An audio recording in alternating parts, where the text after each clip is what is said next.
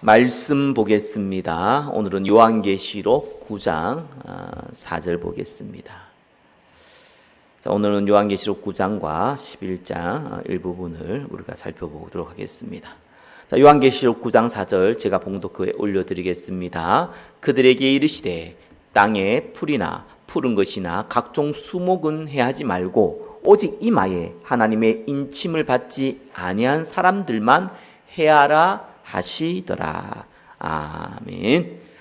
자, 우리가 수요 예배 때 계속 요한계시록 관련돼서 우리가 말씀을 나누고 있습니다. 요한계시록은 총 5가지 환상이 나온다 했죠. 7초 때 하늘 보자, 또 7 심판, 또 최후 심판, 새 예루살렘 환상, 총 5가지의 환상이 나옵니다. 지금 우리가 지금 살펴보고 있는 것은 7 심판 중에 두 번째 7 나팔 심판에 관한 것입니다. 자, 7 심판도 총 3개로 나눠지죠.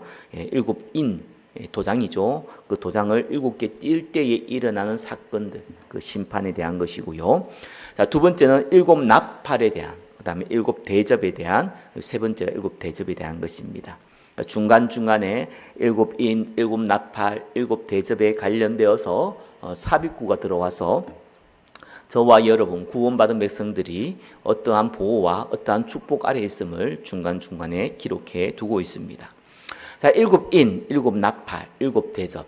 7 대접은 그릇이죠. 대접은 그릇입니다. 자, 이런 사건들이 막 벌어지는데 이건 시간 순서대로 7인이 벌어지고 그 다음에 7 나팔이 벌어지고 그 다음에 7 대접이 일어나고 이런 것이 아니라 예수님이 이 땅에 오셔서 십자가에 죽으시고 부활하셔서 또 승천하시고 재림할 때 끝까지 여러 각도로, 이런 각도 저런 각도로 봤을 때에 점진적으로 강하게 묘사하고 있는 장면이다. 그러니까 시간 순서대로 7인이 일어나고 그 다음에 7 나팔이 일어나고 7 대접이 일어나고 이런 것이 아니라 그 심판을 이런 시대 저런 시대 또 이런 상황 저런 상황에서 여러 각도로 봤을 때에 점진적으로 이 심판이 강해지고 있다라는 것을 우리가 알 수 있는 내용들입니다. 자, 지난번에 7 나팔 심판에 대해서는 자, 첫 번째 나팔을 불 때, 두 번째 나팔을 불 때, 세 번째 나팔을 불 때, 네 번째 나팔을 불 때 무슨 일이 벌어졌냐라는 것을 지난번에 말씀을 드렸고요. 오늘은 5번째 나팔을 불 때, 6번째 나팔을 불 때, 7번째 나팔을 불 때 어떤 일이 벌어지느냐라는 것을 오늘 말씀을 통해서 인도받겠습니다. 자, 지난번에 우리 첫째 나팔을 불 때 뭐가 있냐? 피 섞인 우박과 불이 땅이 막 쏟아졌습니다. 땅과 수목이 3분의 1이 파괴되어졌죠. 자, 이건 뭐라고요? 경제적 기반이 무너진다. 그래서 재앙이 임할 때요, 항상 경제적 기반부터 무너져요. 두 번째는요, 큰 불덩이가 바다에 던져져서 바다 생물의 3분의 1이 파괴된 것을 나옵니다. 이건 이제 정치 군사가 무너집니다. 이제 무정부 시대 아니면 독재 시대 이런 것들이 나와가지고 정치 군사가 무너지고 이런 현상들을 나타내고 있죠. 자, 세 번째 나팔은 횃불같이 타는 큰 별이 떨어져 강과 물의 3분의 1이 파괴된 것을 나옵니다. 영적인 타락 또 비진리의 확산이 일어난다는 것을 우리가 알 수가 있습니다. 넷째 나팔은 해와 달과 별의 3분의 1이 파괴되어 3분의 1의 빛이 어두워지는 것을 기록하고 있습니다. 하나님의 일반 은총조차도 무너지는 것을 우리가 4가지 나팔을 통해서 우리는 확인하였습니다. 자, 그리고 나서 요한계시록 18장 13절에 화가 있을 거다 이렇게 했습니다. 앞에 4가지 심판은요, 어떤 면에서는 3분의 1의 이 땅의 3분의 1, 그 다음에 바다 생물의 3분의 1, 또 강과 물의 3분의 1, 그죠? 그 다음에 빛이 3분의 1이 다 무너지고 어두워졌는데도 불구하고 이거는 비교가 안 될 만큼 화가 있다. 5번째, 6번째, 7번째가 더 심각한 일이 벌어진다고 해서 마무리를 지었습니다. 자, 그리고 나서 5번째, 6번째, 7번째 심판을, 자, 5번째, 6번째 심판은 요한계시록 9장에 나오고요. 그 다음에 7번째 심판은 요한계시록 11장에 나옵니다. 자, 오늘 그걸 살펴보겠습니다.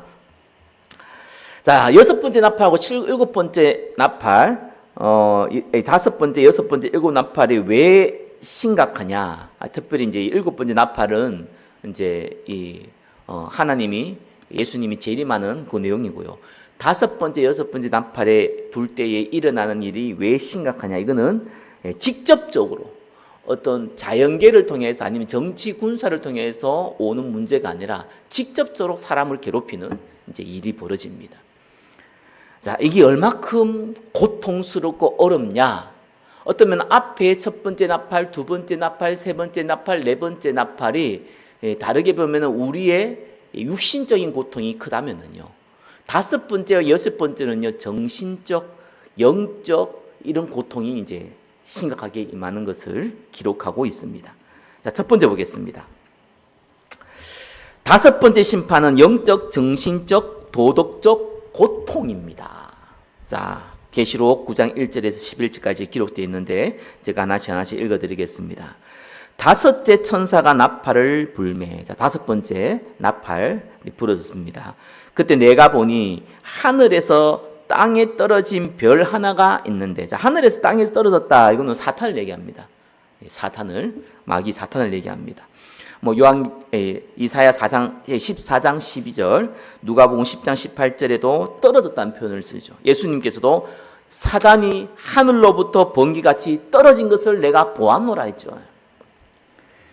이사야 14장 12절에도 너 아침의 아들 계명성이여 어찌 그리 하늘에서 떨어졌으며, 자, 이렇게 떨어졌다라고 단어를 쓸 때는요, 사탄을 의미합니다. 자, 이 하늘에서 땅에 떨어진 별 하나가 있는데 여기 사탄이죠. 그가 무저갱의 열쇠를 받았더라. 무저갱은 뭡니까? 말보다 바닥이 없는 곳을 무저갱이라 합니다. 지옥을 얘기합니다. 바닥이 없어요. 그래서 위에서 계속 아래로 떨어진다, 이런 이제 단어로 보면 그런 뜻이고요. 고통이 끊이지 않는다, 이런 뜻을 갖고 있습니다. 자, 이렇게 해가지고 이 무저갱은 왜 하나님이 지옥을 만들었습니까? 사단, 이 귀신들을 가두기 위해서 만들었죠. 그래서 모든 불신자들은 너희의 아비 마귀니까, 사단을 섬겼으니까 사단과 함께 지옥에 가는 겁니다. 자, 이 사탄이요, 뭘 받았냐니까 무저갱의 열쇠를 받았어요. 열쇠란 뭡니까? 한마디로 주도권을 잡은 거예요. 지옥의 권한을 붙잡았어요. 자, 이 말 착각합니다. 여러분, 지옥의 왕은 누굽니까? 사탄으로 생각하잖아요. 아닙니다. 지옥의 왕은 하나님이세요. 그 말은 무슨 말이에요? 지옥을 다스리는 분도 하나님이시라는 거예요. 왜냐하면은 무저갱의 열쇠를 받았다는 것은 자기가 갖고 있지 않았다는 거예요. 하나님이 이 사단에게 지옥의 열쇠를 잠시 맡겼어요. 그 말입니다, 이게. 그 사람들은 이게 하늘의 하나님과 지옥의 이 사단이 싸우는 장면을 자꾸 얘기하더라고요. 사단은 피조물이고요, 하나님은 창조주입니다. 사단이 어떻게 하나님과 싸웁니까? 하나님은 하늘과 땅과 지옥을 다 다스리시는 분이에요. 그런데 이 지옥의 열쇠를 잠시 누구한테 맡겼다고요? 사탄에게 맡겼어요. 이 사단이 권한을 가졌다는 것은 쉽게 말해가지고 이 칼빈이 어떻게 얘기했냐니까 이 사단을요, 이 하나님의 줄에 매인 개라고 했습니다. 쉽게 말하면 개인데, 사나운 개인데 딱 그 목줄이 누가 잡고 있어요? 하나님 딱 잡고 있어요. 그래서 이 사단에게 지옥의 권한을 일시적으로 부여함으로, 사단이 좋아하는 게 뭡니까? 파괴하고 죽이고 멸망시키는 거잖아요. 그죠? 그거를 하게 함으로써 이 땅의 세상을 심판하는 도구로 사용하신다라는 겁니다. 그래서 사단이요, 세상을요 심판하는 게 아니라 하나님이 세상을 심판하는데 그 심판의 도구로 뭘 사용했다고요? 사탄 귀신을 사용하는 겁니다. 그래서 마귀 귀신이요, 우리를 심판하는 게 아닙니다. 하나님이요, 세상을 심판하고요. 그 도구로 뭘 쓴다고요? 사단 귀신을 활용하는 거예요. 2절에 보니까 그가 무저갱을 여니 그 구멍에 큰 화덕의 연기 같은 연기가 올라오매 해와 공기가 그 구멍의 연기로 말미암아 어두워지며, 자, 해와 공기가 그 구멍의 연기로 말미암아 어두워졌다. 자, 무저갱에서 뭘 올라왔습니까? 이 악령들, 이게 막 올라오는 거죠, 그죠? 그래가지고 어떻게 됐냐니까 어두워졌다는 건 뭡니까? 이 세상의 영적인 부분, 도덕적인 부분, 또 이 사상적인 이런 부분들이요 극도로 타락하고 어두워질 것이다라는 것을 영적 심판을 이렇게 묘사했습니다. 그게 무적인 지옥에서 약한 영들이 오니까요, 그죠? 영적으로, 도덕적으로, 또 사상적으로요 심각하게 타락하게 된다라는 것을 보여주고 있습니다. 또 3절에 또 황충이 연기 가운데로부터 땅 위에 나오매 그들이 땅에 있는 정갈의 건세와 같은 건세를 받았더라. 자, 황충이 뭡니까? 이 악령들, 사단의 쫄개들이죠. 이 황충이 귀신들입니다. 자, 이것들이 올라와 가지고 어떻게 했냐? 땅에 있는 정갈의 건세. 자, 이 정갈에 가신 건세, 이 정갈은요, 그 유대 광야에서 흔하면서도 치명적인 독을 가진 피조물입니다. 그래서 요한이 이 악령들, 귀신들을요, 정갈에 비유한 이유는 그 정갈이 가지고 있는 이 독에 대한 고통 있잖아요. 그거를 표현한 겁니다. 이 정갈의 독을 내가 한번 찾아보니까 세 가지 특징이 있더라고요. 대개 이 정갈은요, 독을 딱 주입하면요, 즉사시키지 않습니다. 온 신경계를 마비시켜요. 근데 엄청 고통스러워요. 죽고 싶다라고 하는 극심한 고통을 유발하는데 안 죽어요. 여기 정갈독의 특징이랍니다. 다른 독은 뭐 죽을 수 있는데 이 정갈은 독을 하면은 신경마비는 마비됐지 엄청 고통은 따르는데 움직이지 못하니까 죽을 수가 없는 거예요. 여기 정갈의 독에 대한 첫 번째 특징이고요. 두 번째는요, 이 정갈의 독은요, 진짜 은밀하게 어디 쏩니까? 뒤에 와가지고요, 탁 쏩니다. 이 정갈은요, 은밀하게 와서, 그리고 어마어마한 고통을 주는데 신경계를 마비시켜서 그 고통을 피할 수 없고, 또 이 고통을 피할 수 있는 거 죽을 수도 없는 그러한 특징을 갖고 있습니다. 그래서 이 정갈의 독은요, 또 그때의 거짓 사상, 또 죄의 결과로 오는 정신적인 황폐함, 그것을 상징합니다. 그래서 이 정갈은요, 거짓 사상과 이 죄의 결과로 오는 정신적 황폐인데 이 황폐가 너무너무 고통스러워서 죽고 싶다라고 하고 싶은데 죽을 수도 없고, 근데 이것도 갑작스럽게 다가온다는 거예요. 이게 정갈 같다. 귀신의 특징이라는 거예요. 귀신은 갑작스럽게 오죠. 그리고 우리의 정신적인 또 우리의 이 영적인 부분들을요 완전히 마비시켜가지고 꼼짝하지 못하게 만들고 이래가지고 우리를 고통스럽게 한다 그 말입니다. 자, 4절에 그들에게 이르시되 땅의 풀이나 푸른 것이나 각종 수목은 해하지 말고 오직 이마에 하나님의 인침을 받지 아니한 사람들만 해하라 하시더라. 자, 이마에 뭘 앉혔다고 안 인쳤다고요? 하나님 인침을 받지 아니한 사람. 누구죠? 불신자. 예수 안 믿는 사람. 그죠? 그러니까 이 악령의 목적이 뭐냐니까 성도를 괴롭히는 게 아니고요. 불신자를 공격해서 그들의 정신과 그들의 영혼을 괴롭히는데 딱 한정을 시켜요. 다시 한번 얘기합니다. 이 말세 지말의 시대에 이 악령들의 사역은 어떤 사역입니까?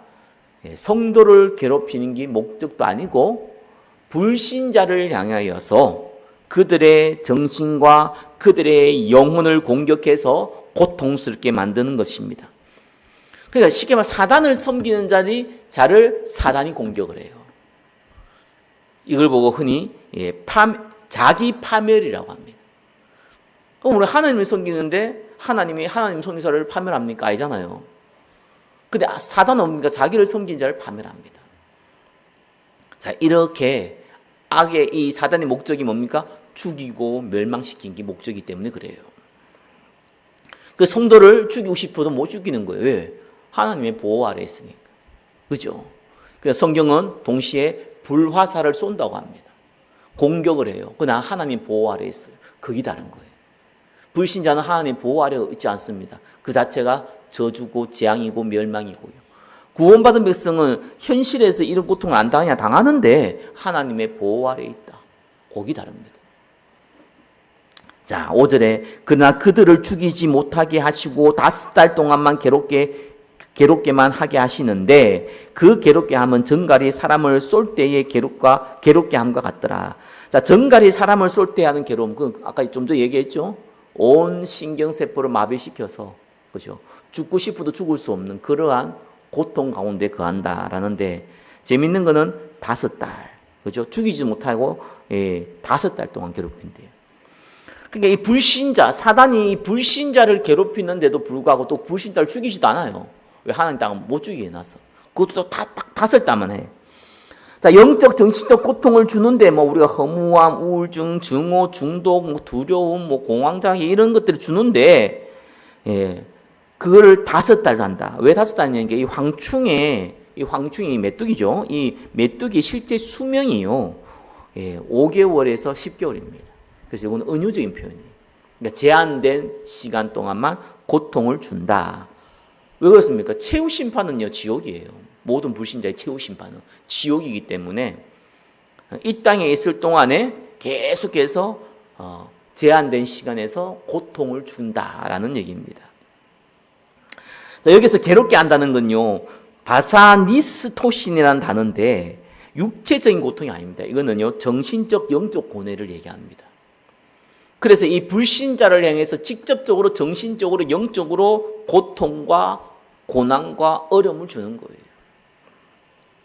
6절에 그날에는 사람들이 죽기를 구하여도 죽지 못하고 죽고 싶으나 죽음이 그들을 피하리로다.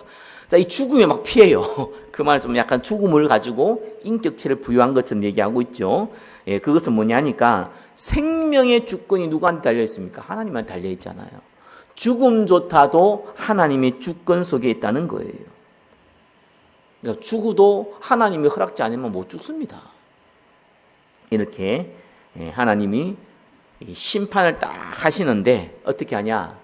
엄청난 고통을 불신자, 사단을 이용해서 불신자에게 주는데 딱 죽지도 못하도 고통스럽게만 제한된 기간, 어떻게 이 땅에 살아갈 기간 동안 딱 고통을 주고요. 그리고 피하지도 못하고요. 절대적으로 피하지도 못하고 그러한 상황을 지금 말씀하고 있습니다. 자, 하나님을 떠난 인간들의 겪는 실존적 고통과 허무함은 정갈에 쏘인 것 같은 맹독적 고통이지만 역시 하나님의 통제 아래 딱 있다는 거, 통제 아래 있어요. 7절에 황충들의 모양은 전쟁을 위하여 준비한 말들 같고, 자, 이 황충들이 귀신들이요, 그냥 불신자를 막 괴롭히는 게 아니고요, 전쟁을 위하여 준비한 말 같아요. 그 말은 뭡니까? 굉장히 조직적이라는 거예요. 말을 준비하고 세력을 준비하고 계획적이고 조직적으로 괴롭힌다는 거예요. 그리고 뭡니까? 그 머리에 금 같은 관 비슷한 것, 금은 아니에요. 금 같은 것이었어요. 그 말은 뭡니까? 거짓되긴 한데 강력한 근세와 영광을 가지고 미혹한다는 겁니다. 틀린 건데 이 틀리지 마. 이 세상의 영광이 뭡니까? 다 틀린 영광이잖아요. 어차피 사라질 영광인데 그 틀린 걸 가지고 굉장히 그 틀린 것이 힘이 있고 능력이 있어서 이 세상 권세가 불신자를 좌지우지하고 있다는 거예요. 그 얼굴은 사람의 얼굴 같다. 굉장히 지적이라는 거예요. 지능을 갖고 있다는 거예요. 사단이 우리보다 무식한 게 아닙니다. 굉장히 더 똑똑합니다. 그죠? 또 여자의 머리털 같은 머리털이 있고, 이 말은 굉장히 사단이 주는 이 교모한 속임수 이런 것이 굉장히 매력적이라는 거예요. 그 다음에 그 이빨은 사자의 이빨 같고 굉장히 강하다는 거죠. 그죠? 이 사단은요, 굉장히 무섭게도 다가오는 것 같지만 실제적으로 딱 들어갔을 때는 매력적이에요. 그리고 힘이 있고 능력이 있고 멋있어 보입니다. 실세는 사자와 같이, 우는 사자와 같이 삼킬자를 찾는 그러한 존재다라는 것을 얘기하고 있죠. 9절에 또 철호심경 같은 호심경이 있고, 그냥 인간의 힘으로 파괴할 수 없다는 거예요. 어마어마한 능력 갖고 있다는 거예요. 그 날개들의 소리가 병거와 같은 말들이 전쟁터로 달려 들어가는 소리 같으며 인간의 힘으로는 제어가 안 된다는 겁니다. 막 전쟁터에서 말과 소리가 막 나고 있는데 이거를 뭐 막을 수가 없다는 거예요.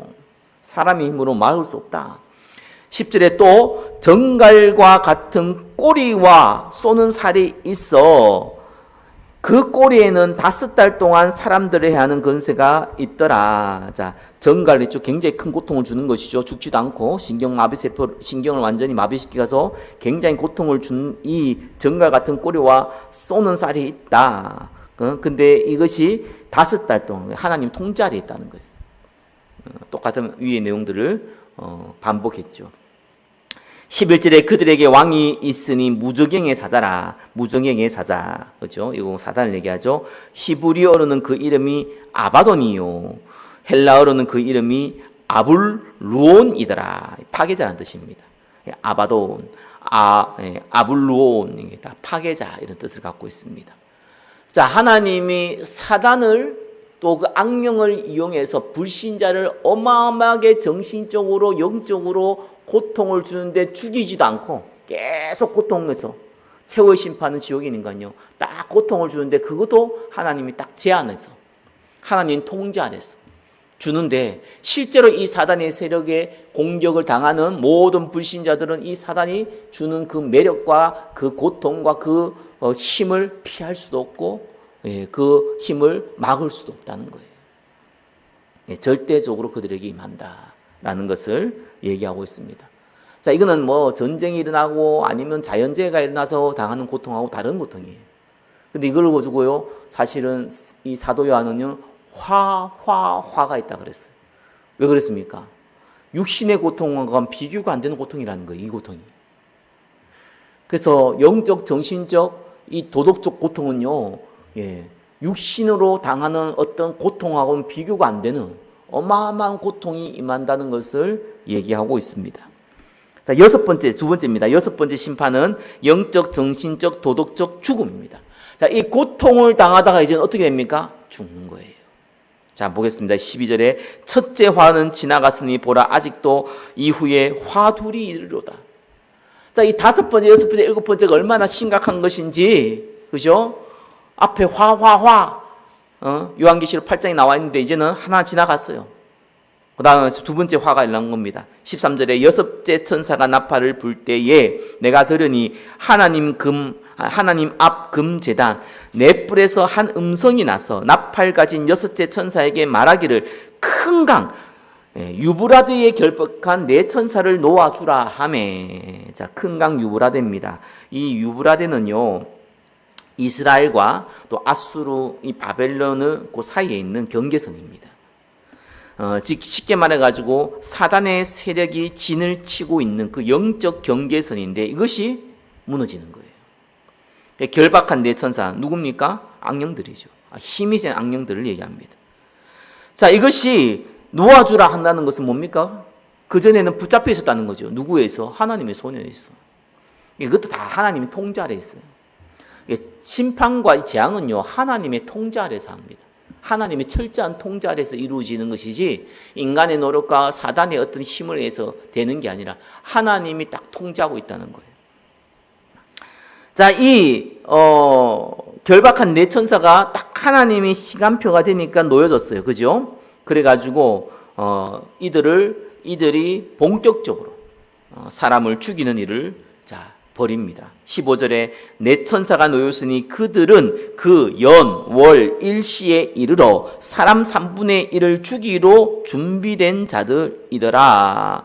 자, 그 연, 월, 일시에 이르렀다. 그러면 하나님이 정확한 계획 가운데 하나님의 시한표 가운데 일어난다는 얘기죠. 사람 3분의 1을 죽인다. 그죠? 자, 여기서도 죽는 자는 불신자들입니다. 구원받은 백성이 아니고요. 자, 인류 전체를 끝장내는 그런 최종 심판이 아니라 어떤 면 다른 편으로 남은 자들, 구원받은 자들, 또 구원받을 자들을 회개를 촉구하기 위한 제한적인 경고의 심판입니다. 그래서 하나님이 3분의 1을 다 죽여버려요. 그러니까 이 심판을 보고 두려워서 하나님께 돌아오는 사람들, 그들을 위한 심판이죠. 16절에 마병대의 수는 2만 만이니 2만 곱하기 만이라는 거예요. 2억을 얘기합니다. 내가 그들의 수를 들었노라. 그 2만 2억이라는 것은 이 마병 이 뭡니까 군사들이 말을 가지고 있는 전차죠. 이게 뭐 2억 개다 이 말이 아니라 그죠? 인간의 힘으로는 도저히 대적할 수 없는 어마어마한 이 세력을 얘기하고 있지요. 자, 17절에 이 같은 환상 가운데 그 말들과 그 위에 탄 자들을 보니 불빛과 자줏빛과 유황빛 혹신경이 있고 또 말들의 머리는 사자머리 같고 그 입에서는 불과 연기와 유황이 나오더라. 자, 이 불빛이란 붉은색 빛입니다. 그죠? 이거는 뭐 불탈 때 있잖아요. 그 불빛이 붉은색 빛이라는 뜻입니다. 이건 피와 죽음을 얘기하고 있죠. 자줏빛, 이것도 죽음, 어두움, 심판, 공포를 의미합니다. 그죠? 또 유황빛, 지옥의 형벌, 하나님의 저주를 의미합니다. 자, 사자의 잔인함, 여기죠. 머리는 사자 같다. 사자의 그 잔인함, 강력한 힘, 그죠? 이 또 움켜쥐고 찢어버리는 그 포악한 약탈자를 상징합니다. 자, 이들이 이렇게 강하다는 거예요. 죽음을 몰고 오는 거예요.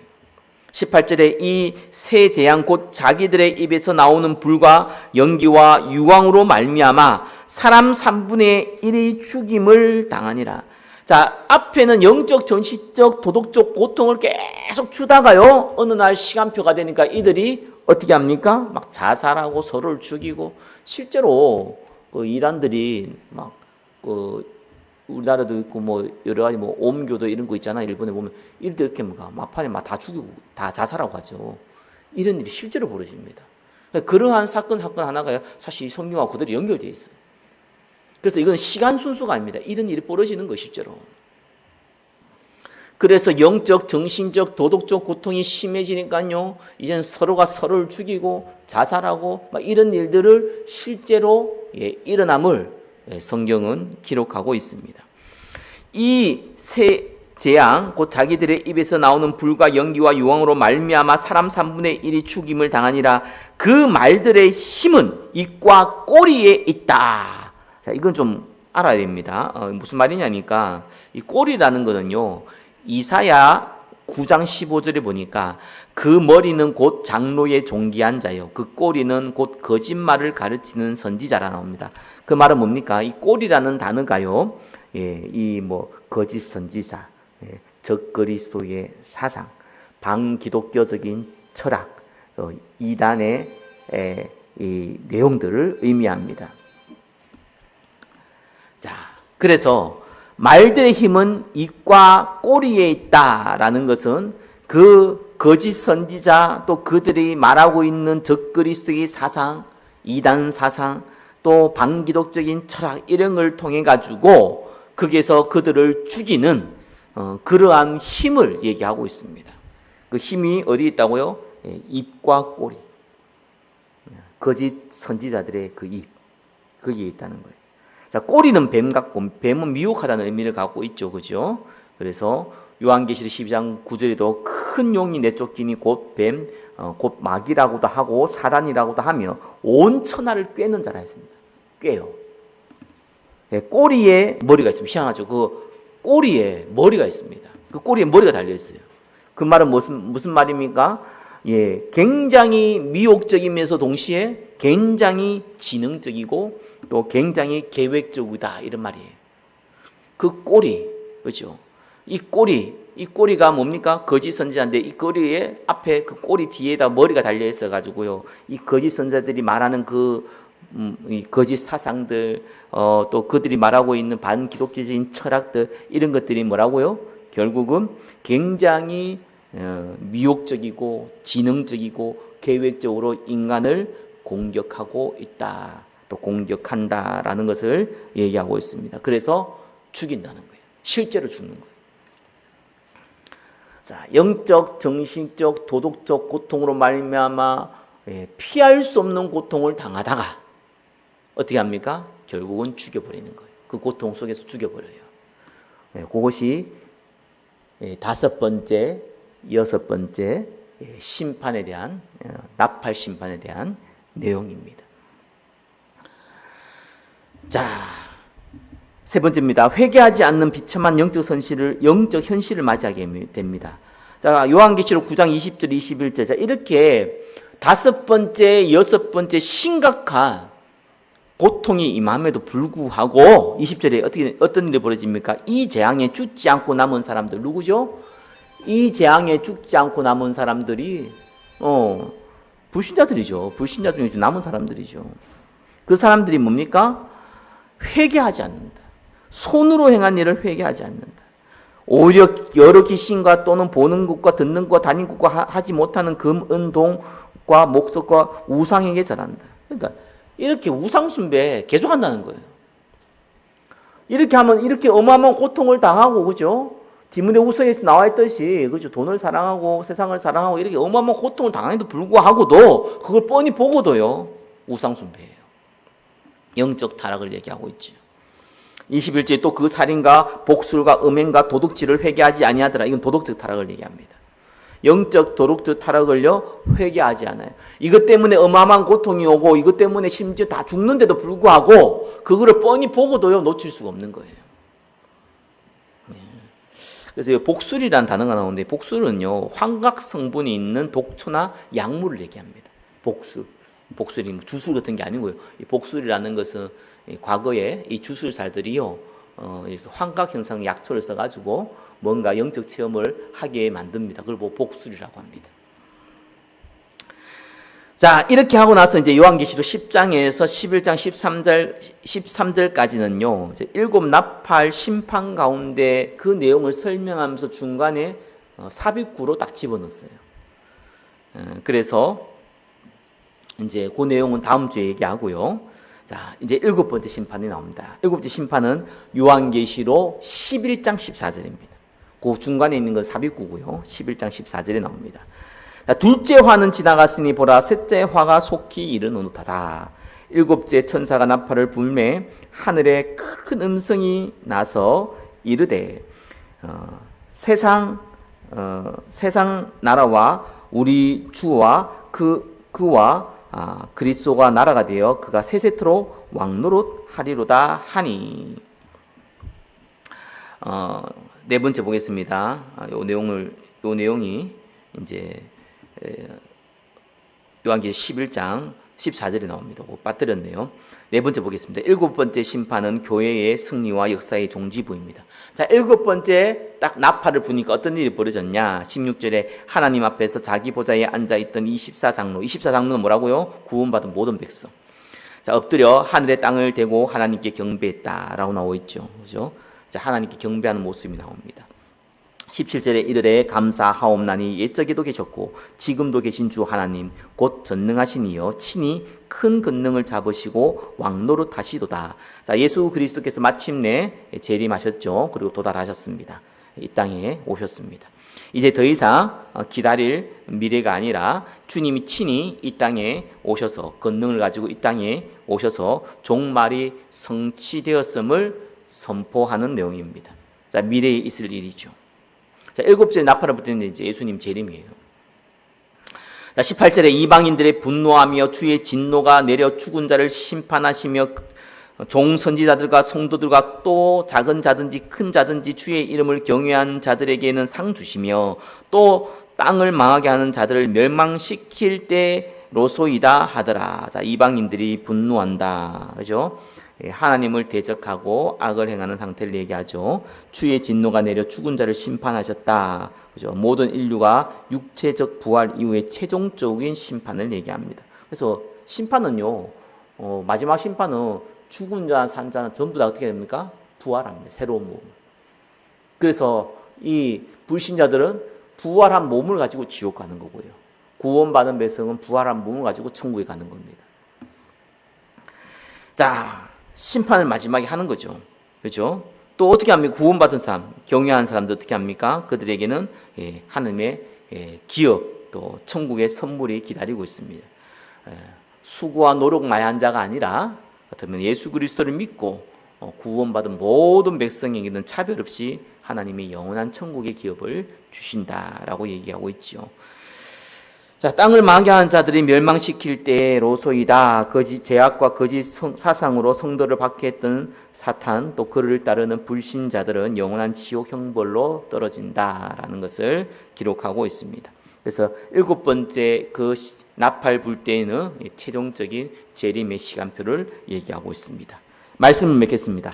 불신자들에게는 영적, 정신적, 도덕적 고통과 죽음이 반드시 있다는 것을 알려주고 있고요. 저와 여러분에게도 이 고통이 없느냐? 아닙니다. 당연히 불신자들이 있기 때문에 우리도 직간접적으로 당합니다. 그러나 저와 여러분에게는 정신 차리세요라는 하나님의 경고입니다. 그래서 이 요한계시록의 심판은요, 두 가지 의미가 있어요. 하나는요, 불신자에는 반드시 심판이 임한다. 두 번째, 성도는요, 성도에게는 하나님이 보호하시고 철저하게 구원하시지만 빨리 이 땅에서 정신 차려라 라는 것을 가지고 있습니다. 그 결과는 어떻게 됩니까? 불신자는 영원한 지옥, 구원받은 백성은 영원한 천국. 그것을 성경은 약속하고 있습니다. 기도하겠습니다. 하나님 나라를 위한 7나팔 심판 가운데 우리를 보호하시고 또 우리를 깨어있게 하신 주님께 모든 영광을 올려드립니다. 예수 그리스도 이름으로 기도드립니다. 아멘.